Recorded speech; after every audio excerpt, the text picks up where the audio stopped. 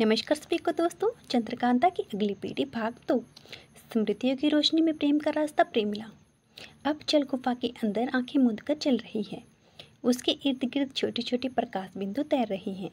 हर एक बिंदु उसके और आदित्य की किसी पुरानी मुलाकात से जुड़ा है, लेकिन कुछ बिंदु छलावे हैं, झूठ क्षण जो जल तिलिस्म ने उसके मन की गहराई से निकाल कर बनाए हैं। उसने पहला बिंदु छुआ, वो क्षण जब आदित्य ने पहली बार उसे पीठ के पीछे से पुकारा था, प्रेमिला तेरे नाम में जैसे कोई राग छिपा है। सच था, बिंदु एक नीली रेखा में बदल गया जिसने आगे का रास्ता दिखाया। दूसरा बिंदु, वो रात जब आदित्य ने कहा था कि अगर तू चली गई तो मैं भी सांस लेना छोड़ दूंगा। प्रेमिला का चेहरा भावुक हो उठा। उसने बिंदु को छुआ पर वो फूट गया, छलावा था, क्योंकि वो शब्द उसने कभी नहीं कहे थे। वो बस प्रेमिला की कल्पना थी। उसका दिल कांपा, पर उसने खुद को समेटा और आगे बढ़ी। उधर आदित्य अब अपनी सांसों में प्रेमिला के स्पर्श की दिशा ढूंढ रहा था।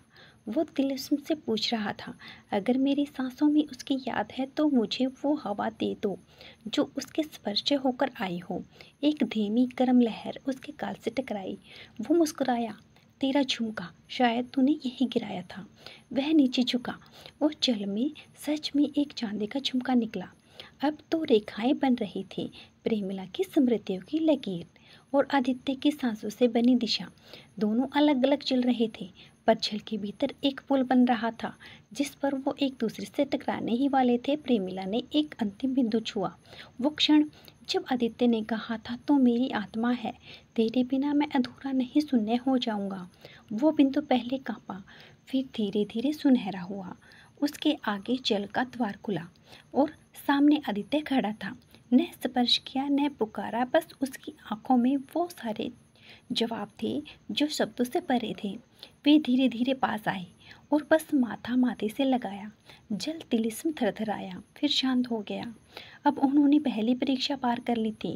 प्रेमिला की हथेलियां धीरे से आदित्य की छाती पर रखी थी, जहां अब धड़कने बस उसके नाम की लय में चल रही थी। आदित्य ने उसके माथे को चूमा, भीगा हुआ था, लेकिन डर से नहीं, एक गहरी राहत से। तो यहाँ तो सच में यहाँ है। प्रेमिला की आवाज़ फुसफुसाहट से भी धीमी थी। उसकी पलकें अब भी कांप रही थी, मानो अब भी यकीन नहीं हो रहा। आदित्य ने उसके गाल पर हाथ फिराया। मैं नहीं होता तो भी तुम मुझे ढूंढ ही लेती। तेरे इश्क में इतनी रोशनी है। वे दोनों भीगे कपड़ों में अब एक दूसरे की बाहों में सिमटे हुए थे। जल अब एक शांत झील बन चुका था और उसके चारों ओर नीली रोशनी का घेरा था, जैसे तिलिस्म भी अब उनकी मोहब्बत को सिर झुकाकर सलाम कर रहा हो। प्रेमिला ने धीरे से कहा, जब तू बिछड़ा था तो लगा जैसे सांस चल रही हो, पर जिया कुछ नहीं जा रहा था। आदित्य ने मुस्कुराकर उसे और पास खींचा। अब बस तू पास है तो लगता है जैसे हर तिलिस्म बस एक बहाना था तुझे छूने का। वो गले लगे, लंबा बेआवाज आलिंगन। कोई शब्द नहीं, कोई हड़बड़ी नहीं, बस दो दिल जो अब एक लय में धड़क रहे थे, एक भरोसे में, एक भविष्य की ओर। तेरा साथ अब किसी तिलिस्म से डर नहीं लगता। उन दोनों की सांसों ने ये एक साथ कहा, न होठ हिले न जुबान चली, बस रूहों ने एक दूसरे को ये कह दिया। रूहों का तिलिस्म, जहाँ खुद से मिलना इम्तिहान है। प्रेमिला और आदित्य जल तिलिस्म पार कर आगे बढ़ते हैं तो सामने एक नई गुहा खुलती है जिसकी दीवारें कांच जैसे पारदर्शी हैं, मगर भीतर कोहरा है। ऐसा कोहरा जो आंखों से नहीं मन की दृष्टि से देखा जाता है। एक पुराना शिलालेख चमकता है, इस द्वार में तुम स्वयं से मिलोगे और वही हारोगे जिसे सबसे ज़्यादा प्रेम करते हो। प्रेमिला और आदित्य एक दूसरे की ओर देखते हैं। ये अब कोई साधारण तिलिस्म नहीं, ये उस गहराई में उतरने वाला है जहाँ इंसान अपने भूत छल और छुपे हुए डर से टकराता है। जैसे ही वे भीतर कदम रखते हैं, दो अलग रास्ते बनते हैं और बिना बोले ही उसके पांव दो दिशाओं में खिंच जाते हैं। और अब हर कोई अकेला है अपने दूसरे स्वयं के सामने। प्रेमिला की परीक्षा वो एक खुली जगह में है जहाँ सामने खड़ी है एक और प्रेमिला, लेकिन ये प्रेमिला उदास है, उसकी आंखों में पीड़ा है और वो कहती है, तू आदित्य से पहले भी किसी और से प्रेम कर चुकी थी, फिर तूने क्यों उससे छुपाया? प्रेमिला कांप गई। ये वो बात थी जो उसने कभी पूरी तरह आदित्य से नहीं कही, क्योंकि तब वो प्रेम नहीं था, बस एक छाया थी। आदित्य मेरी रोशनी है, प्रतिछाया प्रेमिला हंसती है। लेकिन तूने कभी उसे बताया नहीं क्या कि तिलिस्म तेरे प्रेम को खा जाएगा? आदित्य की परीक्षा। आदित्य के सामने खड़ा है एक और आदित्य जो क्रूर है, जिसकी आंखों में जली हुई विश्वास है। तू अब भी अपने पिता की उस हार को नहीं भूला जिसने तेरे मन में आत्महीनता भर दी थी। तू हमेशा से डरता रहा कि तू प्रेमिला के लायक नहीं।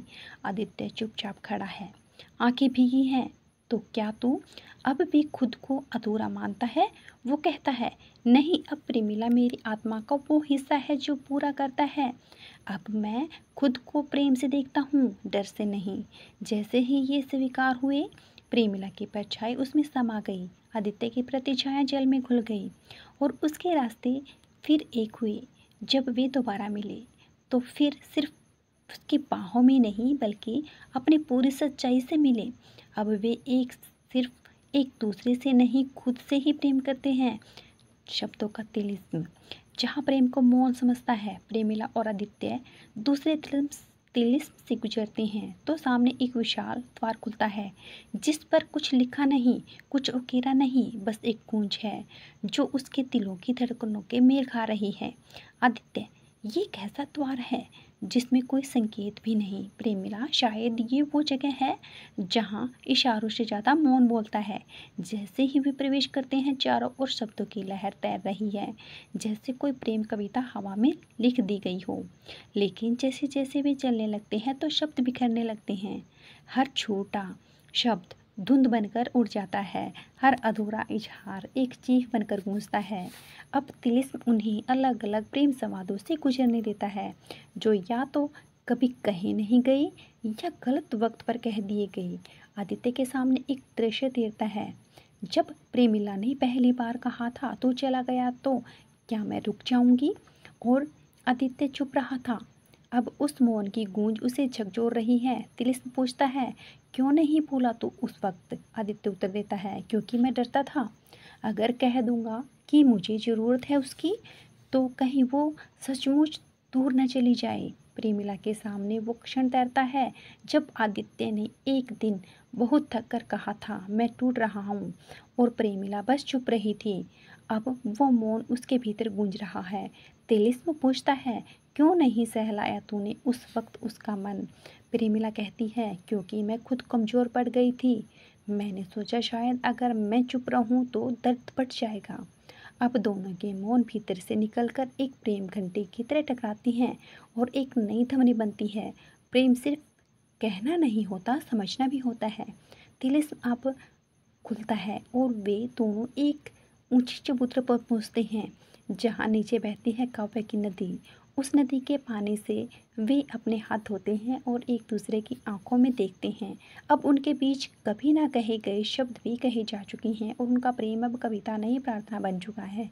आदित्य की हथेली से धीरे से प्रेमिला की उंगलियों को थामती है, ना कसकर ना ढीला, बस इतना कि दो रूहें एक शब्द से जुड़ जाएं। उनके चेहरों पर कोई मुस्कान नहीं, कोई भाव नहीं, लेकिन फिर भी हर सांस जैसे कोई गजल सुना रही हो। प्रेमिला ने अपना सिर धीरे से आदित्य के कंधे पर रख दिया। वो आंखें बंद कर लेती है और उसके कान में सिर्फ उसकी धड़कनें सुनाई देती हैं। आदित्य उसकी ओर देखता है। वो कुछ कहना चाहता है लेकिन फिर ठहर जाता है, क्योंकि अब उसे यकीन है वो जो कहना चाहता है वो प्रेमिला पहले से जानती है। कुछ पल बाद वो दोनों एक दूसरे की आंखों में देखते हैं और वहाँ कोई सवाल नहीं होता, कोई जवाब नहीं, बस एक स्वीकृति होती है। हमने जो नहीं कहा वही सबसे ज़्यादा कहा। नदी बहती सांसें चलती रही और उनके बीच एक मौन का आलिंगन बना रहा, जो किसी तिलिस्म से नहीं, बस एक प्रेम की परिपक्वता से जन्मा था। थोड़ी देर बाद प्रेमिला अपनी आंखें खोलती है और बहुत हल्के स्वर में कहती है, मैं नहीं चाहती ये पल ख़त्म हो। आदित्य ने, एक पल नहीं जाएगा कहीं, ये तो अब हमारा हिस्सा बन चुका है। हमारे मौन की तरह, हमारे प्रेम की तरह रूप का तिलिस्म जहाँ दिखाई देना देखे जाने से अलग होता है। नदी के उस पार एक नरम सी धुंध उठती है और उसमें एक नया रास्ता खुलता है। ये रास्ता फूलों से नहीं, आईना से है। हर दीवार, हर जमीन, यहाँ तक कि हवा भी प्रतिबिंबों से भरी हुई है। प्रेमिला और आदित्य अब इस आईने की दुनिया में कदम रखते हैं। शुरुआत में ये आईने उन्हें वैसे ही दिखाते हैं जैसे वे बाहर से हैं, सुंदर प्रेम में भीगे हुए, एक दूसरे की ओर झुके हुए। लेकिन जैसे जैसे वे आगे बढ़ते हैं, आईना सच बदलने लगता है। अब आईना वो दिखाने लगते हैं जो बाहर से नहीं, भीतर से हैं। आदित्य को एक आईना दिखाता है, एक थका हुआ, टूटा हुआ चेहरा जो कभी अपने रूह को लेकर हीन भावना से भरा था। आईना पूछता है, क्या तू अब भी सच बोलता है? तू प्रेमिला के काबिल नहीं? आदित्य चुप है, फिर मुस्कुराकर कहता है, नहीं, क्योंकि प्रेम ने मुझे आईना दिखाया जिसमें मैं पूरा हूँ। उसी के लिए प्रेमिला के सामने आईना उसकी सबसे कमज़ोर छवि लाता है, जिससे उसने रूप के सिर्फ आकर्षण माध्यम माना था। आईना कहता है, क्या तू जानती है आदित्य तुझे क्यों प्रेम करता है? सिर्फ इस सौंदर्य से? प्रेमिला मुस्कुराती है, नहीं, उसने मेरे अश्रुओं से प्रेम किया, मेरी चुप्पियों से, और यही मेरा सबसे सुंदर रूप है। जैसे ही वे दोनों अपने अपने भीतर के रूपों को स्वीकारते हैं, सामने एक विशाल आईना टूटता है और उसके पीछे एक द्वार खुलता है। अब वे एक दूसरे की ओर देखते हैं, पहली बार बिना किसी लिबास, बिना किसी मुखौटे के, और कहते हैं, तू जैसा है मैं तुझे वैसे ही चाहता हूँ, बिना शर्त, बिना सवाल। वक्त का तिलिस्म, जहाँ हर प्रेम को अमर होना होता है, एक पुराना मार्ग खुलता है। उस पर समय की धूल जमी है और हवा वही ठहरी है जैसे कोई सांस जो छूटी थी पर पूरी नहीं हो सकी। प्रेमिला और आदित्य इस मार्ग पर धीरे धीरे बढ़ते हैं, हाथों में हाथ लिए, मन में बस एक विश्वास लिए, जो हमारे बीच है वो समय से बाहर का है। इस तिलिस्म में प्रवेश करते ही सब कुछ सिधर हो जाता है। घड़ी की सुई रुक जाती है, पत्ते हवा में थम जाते हैं और एक पुरानी आवाज़ गूंजती है, जो प्रेम वक्त को जीता है वही सच्चा होता है। क्या तुम तैयार हो? अब सामने 3 दरवाजे हैं, हर एक पर कोई एक संभावना टंगी हुई है। भविष्य बिना प्रेम का। नंबर 2, प्रेम बिना भविष्य का। नंबर 3, वह प्रेम जो समय से परे है। प्रेमिला आदित्य की ओर देखती है, न डर न उलझन, बस वो मौन जो पहले भी था, अब उत्तर बन चुका था। वे बिना बोले तीसरे दरवाजे की ओर बढ़ते हैं। दरवाज़ा खुलता है और वो एक ऐसे संसार में प्रवेश करते हैं जहाँ हर पल एक नई सुबह है और हर सुबह एक साथ बिताई गई आखिरी रात की याद। वहाँ सब चलता है लेकिन उन्हें छूता नहीं। वे बूढ़े होते हैं पर प्रेम जमा ही रहता है, और तभी ये तिलिस्म टूटता नहीं बल्कि प्रेम का हिस्सा बन जाता है, जैसे कोई अंतिम कविता जो हर बार नए अर्थों में जी जाती है। अब जब वक्त भी उसके साथ है, वापसी, जब प्रेम अपने ताज के साथ लौटता है। प्रेमिला और आदित्य अब तिलिस्मों से पार कर चुके थे। उनके प्रेम परखा गया, गहरा हुआ और अब अमरता का स्पर्श पा चुका है। राज्य की ओर लौटते हुए रास्ते वही हैं, पर उनका देखने का ढंग बदल गया है। राजमहल की ऊंचाइयों में अब भी धूप झांकती है, लेकिन अब वहाँ सिर्फ सत्ता नहीं, प्रतीक्षा है उन 2 आत्माओं की जो अपनी मोहब्बत को एक नई सुबह की तरह लेकर लौटी हैं। जैसे ही वे दरबार में प्रवेश करते हैं, लोग उठकर खड़े हो जाते हैं, ना सिर्फ राजकुमारी को देखकर बल्कि उनके प्रेम को देखकर, जो अब किसी युद्ध या जीत से नहीं, त्याग, परीक्षा और मौन से पूजनीय हुआ है। राजा स्वयं आगे जाते हैं और आदित्य की ओर देखते हुए कहते हैं, तो कोई सामान्य वीर नहीं, तो वो है जिसने हमारी राजकुमारी की आत्मा को छुआ है, और अब तू हमारा उत्तराधिकारी है, प्रेम और न्याय दोनों का। प्रेमिला की आंखों में नमी है, पर वो मुस्कान भी है जो सिर्फ वही स्त्री लाती है जिसने अपना प्रेम हर तिलिस्म से जीत कर पाया हो। अब राज्य का हर कोना इस प्रेम को गाता है। मंदिरों में, चौकों में, गलियों में और प्रेमिला आदित्य की कथा एक आख्यान बनती है जो पीढ़ियों तक दोहराई जाएगी। लेकिन एक आखिरी दृश्य अब भी बाकी है। एक रात जब राजमहल की बालकनी पर चांद फिर से उसी तरह उतरा था जैसे पहली बार उतरा था, प्रेमिला आदित्य से कहती है, क्या तुम्हें कभी डर नहीं लगा था कि हम हार जाएंगे? आदित्य मुस्कुराता है, नहीं, अगर हम हार भी जाते तो भी मैं उसी मौन में लौट जाता जहाँ तेरा नाम मेरी हर सांस में गूंजता है।